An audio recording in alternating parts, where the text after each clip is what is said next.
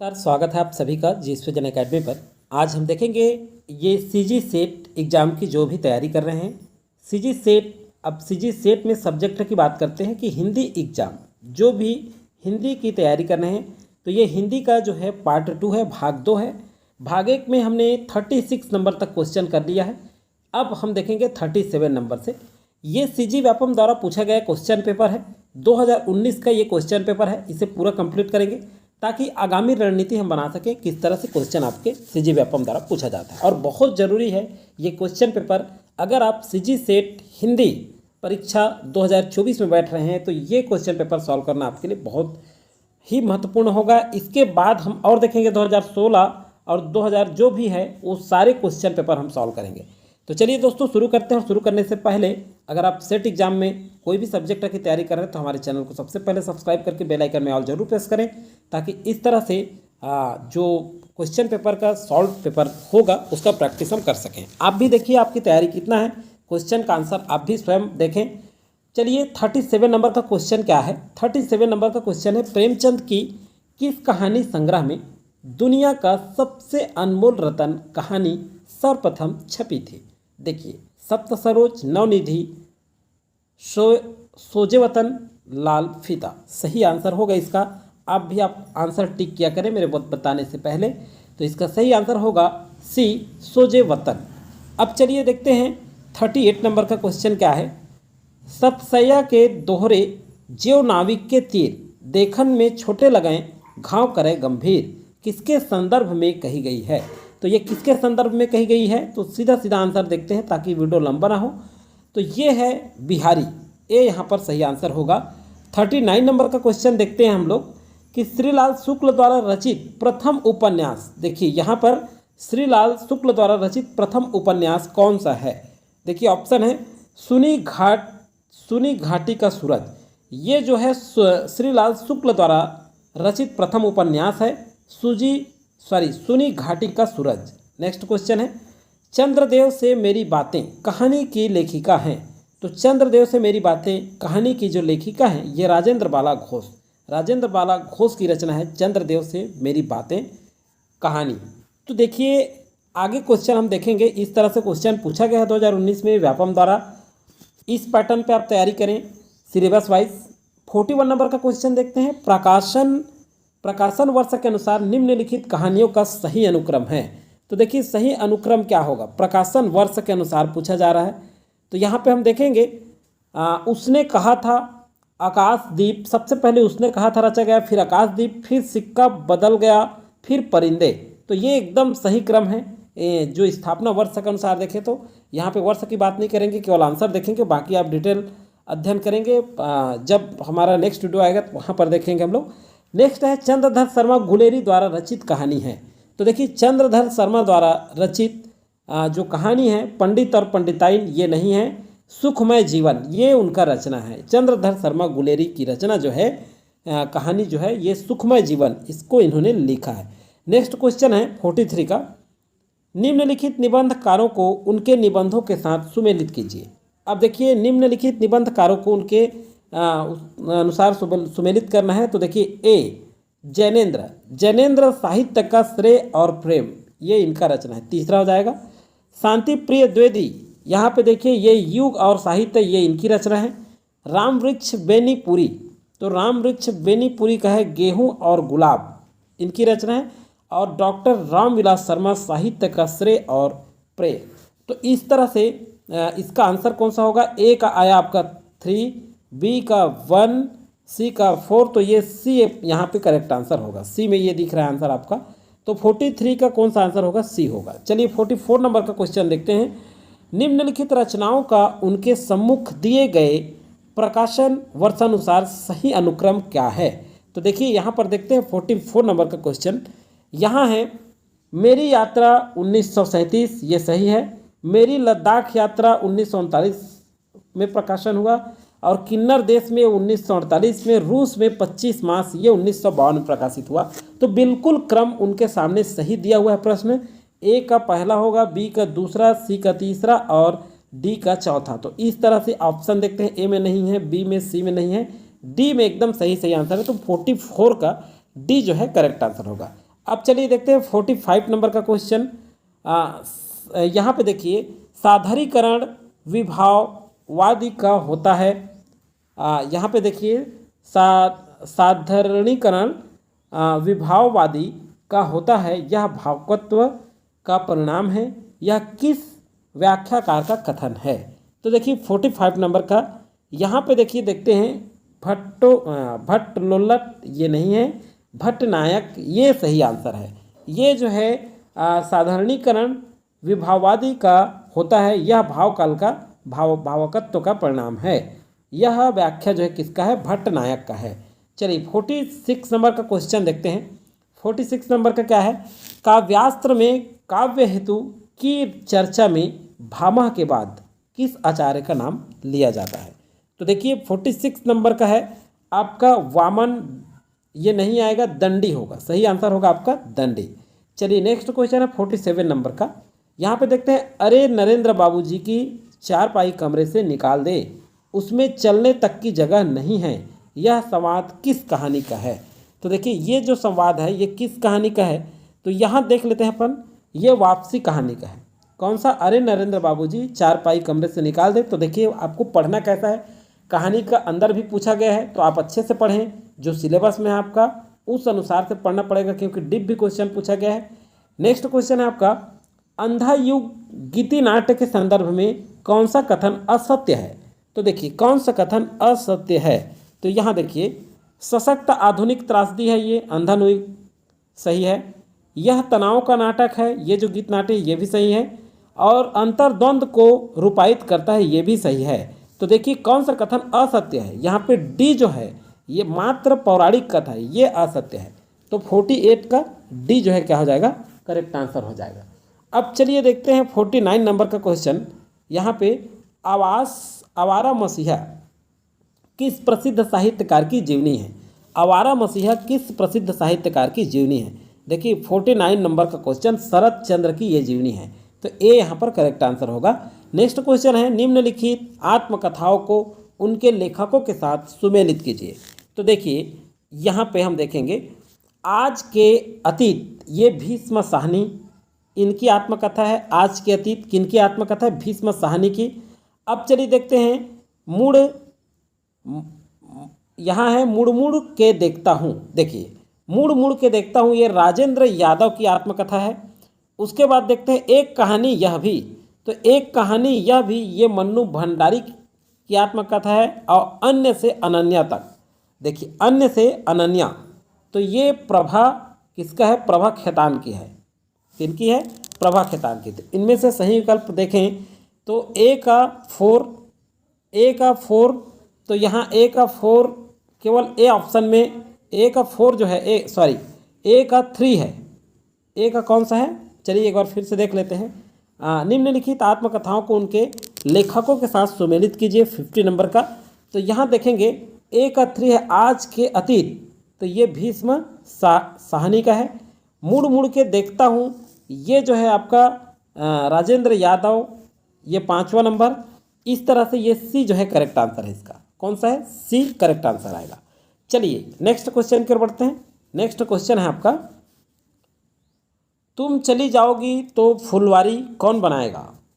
साहब से तुम्हारे सामने ही फुलकारी देने का इकरार किया है, यह किस कहानी का संवाद है। तो देखिए यह किस कहानी का संवाद है, तो ये चीफ की दावत इस कहानी का संवाद है। ए करेक्ट आंसर होगा। 52 नंबर का, निर्गुण कौन देश को वासी, मधुकर हंसी समुझाए, सौ दय बुझती सांच न हासी, ये जो है भ्रमर गीत में उपयुक्त संवाद कौन कर रहा है। तो देखिए इसमें कौन संवाद कर रहा है, तो पंक्ति के बीच का भी पूछा जा रहा है, इसे भी आपको तैयारी करना पड़ेगा। तो ये राधा उद्धव से नहीं, यशोदा कृष्ण से ये भी नहीं, गोपियाँ कर रही हैं उद्धव से। मधुकर हंसी समुझाए, सौ दय बजती सांच ना हासी, ये क्या है, गोपियाँ उद्धव से कह रही हैं, संवाद कर रही हैं। तो ये सी यहाँ पर करेक्ट आंसर होगा। नेक्स्ट क्वेश्चन है, आपका बंटी उपन्यास का कथानक किस विषय पर केंद्रित है। आपका बंटी उपन्यास जो है ये देखें हम इसका आंसर, तो ये जो है विवाहेतर प्रेम संबंध ये नहीं है, तलाकशुदा माता पिता की संतान की जटिल मानसिकता के लिए ये आपका बंटी उपन्यास इस विषय पर क्या है, केंद्रित है। चलिए नेक्स्ट है आपका धर्मार्थ काम मोक्षेषु वैक्षण्यम कलासु च किसकी पंक्ति है। तो देखिए ये किसकी पंक्ति है, यहाँ देखते हैं हम, ये भामा की पंक्ति है। ए यहाँ पर करेक्ट आंसर होगा 54 नंबर का। चलिए नेक्स्ट क्वेश्चन आपका, भारतेंदु युगीन साहित्य को जनवादी साहित्य किस आलोचक ने कहा है। तो किस आलोचक ने कहा है, बहुत ही अच्छा क्वेश्चन है। तो ये वाजपेयी, नंद दुलारे वाजपेयी, शिवदान सिंह चौहान, डॉक्टर नौगेंद्र, ये भी नहीं है, रामविलास शर्मा ने कहा है भारतेंदु युगीन साहित्य को जनवादी साहित्य। तो डी यहाँ पर करेक्ट आंसर होगा। चलिए नेक्स्ट देखते हैं 56 नंबर का क्वेश्चन, निम्नलिखित काव्य पंक्तियों को उनके कवियों के साथ सुमेलित कीजिए। अब देखिए इसको उनके कवियों के साथ सुमेलित करना है, तो ये यहाँ पे देखेंगे हम सही आंसर क्या होगा। चलिए पहला देखते हैं, अंदर बाहर धींगा मुस्ती पर मारत में भारी सुस्ती। अब देखिए इसका आंसर होगा आपका चौथे नंबर का नागार्जुन का है। किनका है, नागार्जुन। और मैं उनका आदर्श कहीं जो व्यथा ना सकेंगे, तो इनका है दिनकर का है। फिर उसके बाद देखते हैं, घास के रास्ते उस बंसवट से एक पीली चिड़िया, ये धर्मवीर किनकी है, धर्मवीर की। और इस तरह से आगे देखते हैं, बच गया आपका कांप कर चलती समीर हेमंत की लंबी लहर सी। तो ये किनका है, गिरजा कुमार माथुर का। तो डी का 3। इस तरह से यहाँ सही आंसर होगा आपका डी। कौन सा आंसर आ जाएगा आपका, डी। तो इस तरह से ए का चौथा, फिर से देख लीजिए, बी का पहला, सी का दूसरा और डी का तीसरा। अब चलिए देखते हैं अगला जो है स्थापना है और तर्क है। तो स्थापना, किसी भी मत के विषय में भारतीय मनीषा ने गड्डलिका प्रवाह की नीति का अनुसरण नहीं किया है। अब देखिए तर्क क्या है, इसलिए प्रत्येक बात में ऐसे बहुत से मत पाए जाते हैं जो परस्पर एक दूसरे के विरुद्ध पड़ते हैं। अब देखिए इसमें क्या सही है, तो आप पढ़ करके इसे आंसर लेना है ऐसे क्वेश्चन का। यहाँ पे देखिए ये जो तर्क दिया गया, स्थापना जो दिया है ये सही है, ये जो क्या है ये सही है। यहाँ पे हम देखेंगे 57 नंबर का, तो 57 नंबर में ए सही है और आर भी क्या है, सही है। जो स्थापना और तर्क दोनों दिए गए ये सही है। बाकी ऑप्शन गलत क्यों है इसे देख लीजिए, क्योंकि एक सही है तो एक गलत है, ऐसा लिखा है ए सही है तो आर गलत है, आर सही तो ए गलत है, तो इसलिए ऑप्शन नहीं आएगा, सही आंसर हो जाएगा डी आपका। चलिए नेक्स्ट क्वेश्चन है 58 का, मानस का हंस उपन्यास किस साहित्यकार के जीवन से संबंध है। 58 नंबर का क्वेश्चन, तो ये जो है सूरदास कबीरदास, यहाँ पे हम देखें, यहाँ पर हम देखें सूरदास, कबीरदास, रविदास, तो यहाँ पे सही जो आंसर होगा ये है तुलसीदास। मानस का हंस तुलसीदास साहित्यकार के जीवन से संबंध है। अगला है, निम्नलिखित में से कौन कौन सी कहानियाँ ग्रामीण जीवन से जुड़ी नहीं है। तो चलिए देखते हैं कौन कौन सी कहानियाँ जो है ग्रामीण जीवन से नहीं जुड़ी है। तो यहाँ पर देखते हैं, चीफ की दावत ये नहीं जुड़ी है, और आपका जो है चीफ की दावत हो गया। अगला है आपका पूस की रात, ये गांव से जुड़ी है। कस्बे का आदमी ये नहीं है, और आपका डी जॉर्ज पंचम, केवल पूस की रात गांव से जुड़ी है, बाकी ए सी डी ये सही आंसर। तो बी यहाँ पर करेक्ट आंसर होगा 59 का। चलिए देखते हैं 60 नंबर का क्वेश्चन। 60 नंबर का क्वेश्चन है, स्थापना काव्य में लोक मंगल की सिद्धावस्था और साधनावस्था दोनों समाहित रहती है। तर्क दिया गया है, क्योंकि काव्य का लक्ष्य समस्त लोक नहीं बल्कि शिष्ट जनों का ही बौद्धिक विकास है। सही आंसर क्या आएगा यहाँ पर, तो सही आंसर होगा यहाँ पर ए सही है, लेकिन आर जो कहा गया है ये गलत है, तर्क इसका गलत है, स्थापना सही है, तो ए यहाँ पर करेक्ट आंसर होगा। चलिए नेक्स्ट है, कुबेर नाथ राय ने अपने किस निबंध में कहा है, माँ संस्कृत साहित्य में कुक्कुट का अधिक महत्व नहीं, परंतु लोक संस्कृति और लोक जीवन में इसका स्थान पहले से ही है। तो देखिए यहाँ पर सही आंसर क्या होगा, अशोक के फूल इसमें नहीं है, कवि तेरा भोर आ गया है, बिल्कुल इसी में कवि ने इन पंक्तियों का उल्लेख वहाँ मिलता है। चलिए नेक्स्ट है आपका 62 नंबर का क्वेश्चन, ऐसी परिस्थितियों से गुजरने वाले वातावरण में हक हकबट तथा सभी काम कमाएंगे सभी खाएंगे इतना ज़्यादा मेरे दिल को छू गए थे कि मैं आने वाली सारी जिंदगी समाजवाद तथा सोवियत संघ का अंधभक्त बना रहा। उपयुक्त कथन किस आत्मकथा से संबंधित है?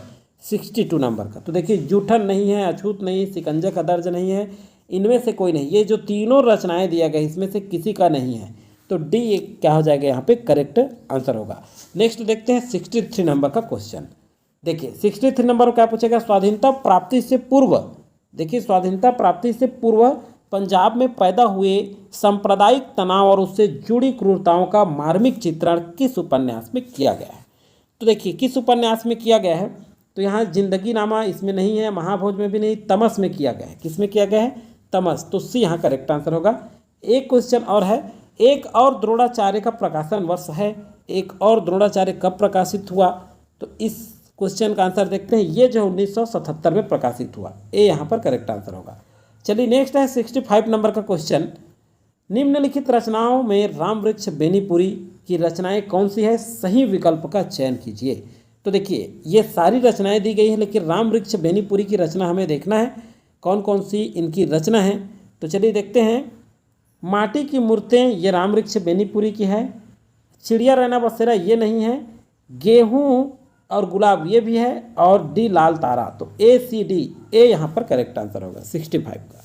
ये तीनों ए सी और डी तीनों रचनाएं रामवृक्ष बेनीपुरी की हैं, बाकी एक नहीं है। नेक्स्ट क्वेश्चन है आपका, निम्नलिखित में अध्यापक पूर्ण सिंह रचित निबंध नहीं है। देखिए पूर्ण सिंह रचित निबंध नहीं है, कौन सा पूर्ण सिंह की रचित निबंध नहीं है? यहाँ देखेंगे, देखिए मजदूरी और प्रेम ये उनकी रचना है। आचरण की सभ्यता ये भी उनकी रचना है। आगे देखते हैं, बोध ये जो है उनकी रचना नहीं है, निबंध रचना नहीं है। और कन्यादान ये भी उनकी है पूर्ण सिंह की। तो इस तरह से बोध सी जो है पूर्ण सिंह की निबंध रचना नहीं है, तो सी यहाँ पर करेक्ट आंसर होगा। चलिए नेक्स्ट क्वेश्चन है 67 नंबर का क्वेश्चन पे चलते हैं। 67 नंबर का क्वेश्चन है, लाल मदन मोहन। यहाँ देखेंगे लाल मदन मोहन का दीवान खाना किस उपन्यास में वर्णित है? तो देखिए यहाँ पे वामा शिक्षक, नूतन ब्रह्मचारी और निसहाय हिंदू परीक्षा गुरु में नहीं है। देखिए उपन्यास में वर्णित है। लाल मदन मोहन का जो दीवान खाना है ये परीक्षा गुरु में क्या है वर्णित है, तो डी यहाँ पर करेक्ट आंसर होगा। चलिए नेक्स्ट क्वेश्चन देखते हैं 68 नंबर का। समर में अमर का प्राण गान गाए महासिंधु से सिंधु नदी तीरवासी किस कवि की पंक्तियां हैं? तो देखिए ये किस कवि की पंक्तियां हैं? तो ये जो है सुमित्रानंद पंत नहीं है, ये निराला की पंक्तियां हैं। किसकी है? निराला की। तो यहाँ पर 68 का बी करेक्ट आंसर होगा। चलिए 69 नंबर में देखते हैं, निम्नलिखित उपन्यासों को उनमें वर्णित गाँव के साथ सुमेलित कीजिए। देखिए गाँव के साथ सुमेलित करना है, तो यहाँ पे मैला आंचल ये मेरीगंज गांव से संबंधित। आधा गांव ये जो है गंगौली से संबंधित है पहला। और अगला है राग दरबारी, ये जो है शिवपालगंज से। और गोदान जो है आपका आ जाएगा बेलारी से, बेलारी गांव से संबंधित है।